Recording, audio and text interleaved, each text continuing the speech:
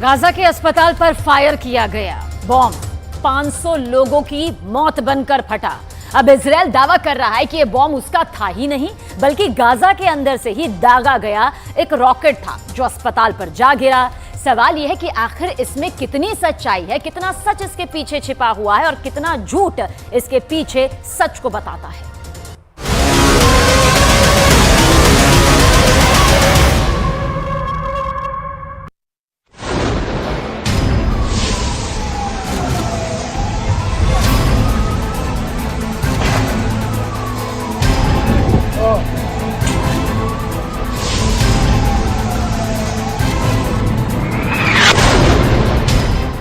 Gaza के अस्पताल पर बम गिरा।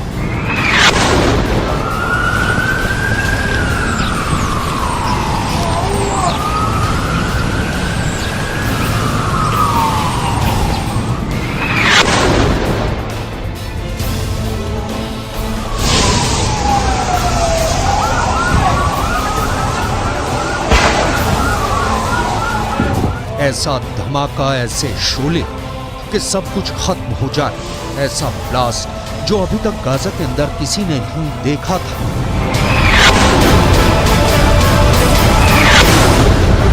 गाजा पर इजराइल के 10,000 बम गिरे, लेकिन ऐसा ब्लास्ट पहली बार हुआ। और जब यह बम गिरा तो सैकड़ों लोग फौरन मारे गए।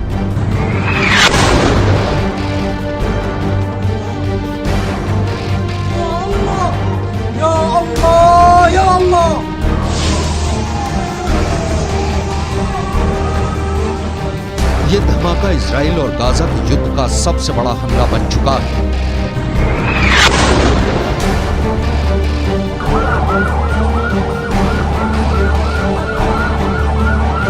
धमाके से 500 से ज्यादा लोगों की मौत हुई। ये गाजा के अल अहली अरब अस्पताल का कंपाउंड।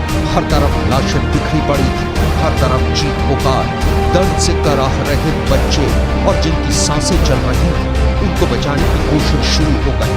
17 अक्टूबर की रात हुए इस धमाके ने गाजा को ही नहीं बल्कि पूरी दुनिया को हिलाकर रख दिया, क्योंकि इसमें बम का टारगेट एक अस्पताल को बनाया गया।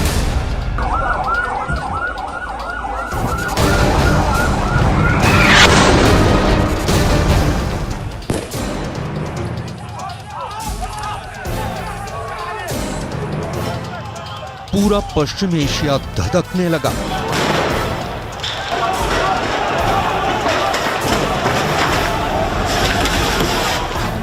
फिलिस्तीन के वेस्ट बैंक से लेकर लेबनान और तुर्की के इस्तांबुल में प्रदर्शन शुरू हो गए।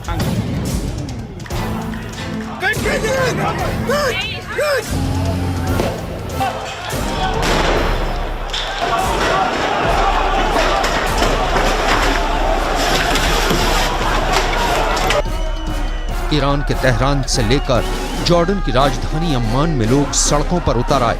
ये लोग गाजा में करीब 3,000 मौत देखने के बाद सैकड़ों और लाशों की खबर सुनकर आग बबूला हो गए।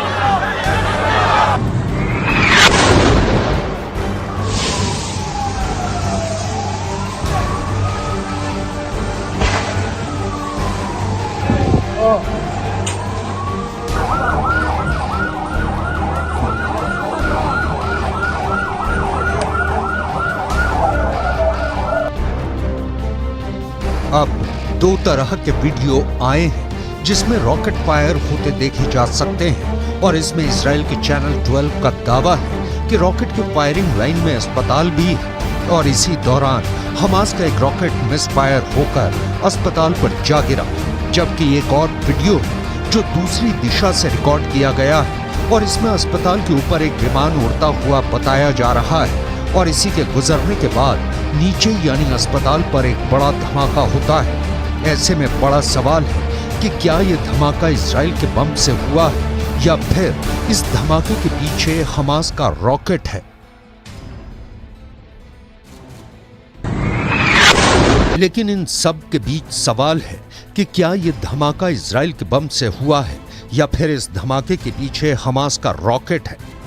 यही इस वक्त दुनिया का सबसे बड़ा सवाल है, और इजराइल से लेकर गाजा के अस्पताल तक सबने प्रेस कॉन्फ्रेंस करके बहुत अहम सबूत होने का दावा किया है।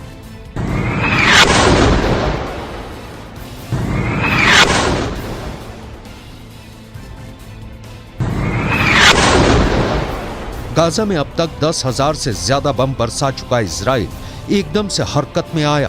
इजराइल की डिफेंस मिनिस्ट्री ने प्रेस कॉन्फ्रेंस की और उसमें 3 बातें बताई।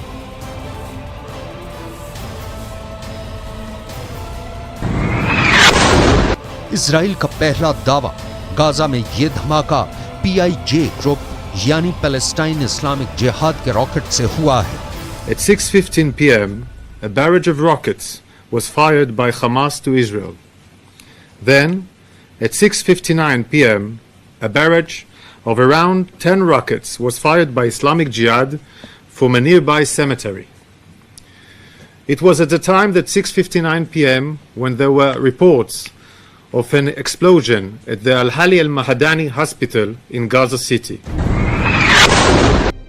इजराइल का दूसरा दावा, जिन रॉकेट से इजराइल पर अटैक हुआ उसमें से एक रॉकेट मिसफायर हो गया और वो जाकर अस्पताल पर गिरा। According to our intelligence, Hamas checked the reports, understood it was an Islamic Jihad rocket that had misfired and decided to launch a global media campaign to hide what really happened.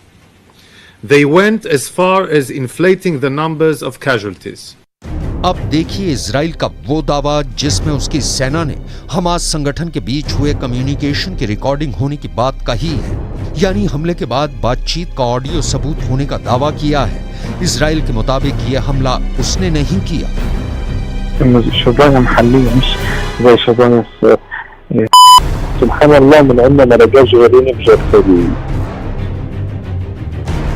Al Ahli अरब अस्पताल में हुए धमाके को लेकर Israel ने बहुत दलील दी, लेकिन 500 लाशें बिछाने वाले इस बम को लेकर फिलिस्तीन की तरफ से जो बातें हैं, अब उन पर भी गौर करने की जरूरत है।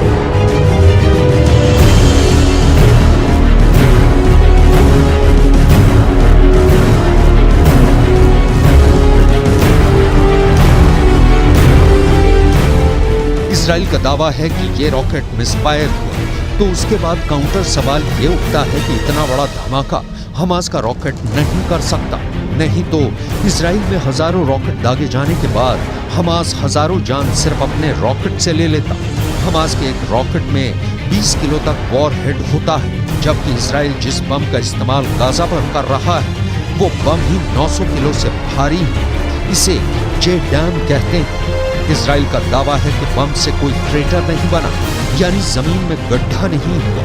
तो काउंटर सवाल उठता है कि इसमें वो फ्यूज इस्तेमाल किया गया जो बम में जमीन से टकराने से पहले धमाका कर देता है।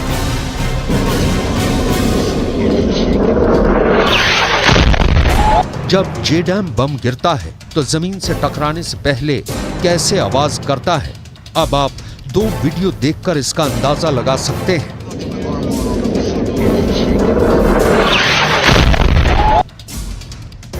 पहला वीडियो एक सीटी की तरह आवाज आती है और फिर धमाका होता है। यह वीडियो अफगानिस्तान में अमेरिका के JDAM बम से हुए हमले का है। एक बार फिर सुनिए।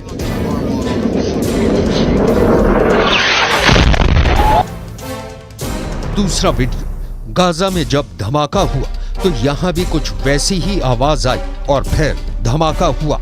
एक बार फिर सुनिए और तुलना कीजिए। इजराइल का दावा है कि धमाका इतना बड़ा नहीं था जिससे अस्पताल में ज्यादा तबाही हुई, न क्रेटर बना, दीवारें भी खड़ी रही। तो इसमें बम का वजन और उसकी तबाही वाली क्षमता का फर्क हो सकता है। The size of the damage we see here is due to the warhead of the Islamic Jihad rocket, but most of the rocket's propellant is still evident due to the short flight of the rocket because the launch failed.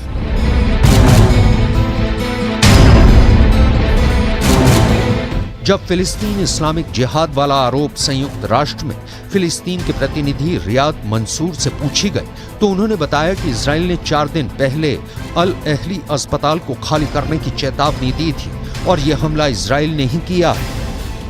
He is a liar. His spokesperson and digital spokesperson tweeted that Israel did the hit, thinking that there is around this hospital a base for Hamas, and then he deleted that tweet. We have a copy of that tweet, and Talal can share with you that tweet. Now they change the story to try to blame the Palestinians. It is a lie.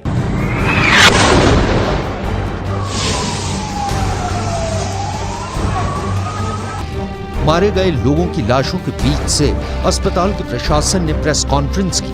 अब अल Ahli अरब के प्रवक्ता ने भी बताया है कि उनके अस्पताल को इजराइल की तरफ से इमारत खाली करने के पहले भी वार्निंग मिल चुकी थी। لهم وللعالم أجمع اليوم هذا العدو الذي يهدد هذه المستشفيات تحت سمع العالم وبصره ولا يحرك العالم ساكنا ولا يتخذ إجراءات رادعة ولا يتخذ إجراءات حاسمة باتجاه هذا العدو فإنما كان يتلقى العدو رسالة اطمئنان। इससे पहले कई रिपोर्ट छप चुकी हैं जिसमें गाजा के कई अस्पतालों को हमास का अड्डा बताकर हमले की धमकी मिल चुकी है और अब अल अहली अस्पताल में हुआ धमाका वाकई हैरान करने वाला है। एक झटके में 500 लोगों की मौत, ये इजराइल पर बड़ा इल्जाम है और तकनीकी रूप से ऐसी बहुत सी बातें हैं जिनका जवाब इजराइल की सेना को देना है, क्योंकि इस युद्ध का बड़ा सच ये भी है कि इजराइल के हमलों में गाजा की 25,000 इमारतें तबाह हो चुकी हैं और अब इन हमलों में करीब 3,500 लोग मारे जा चुके हैं।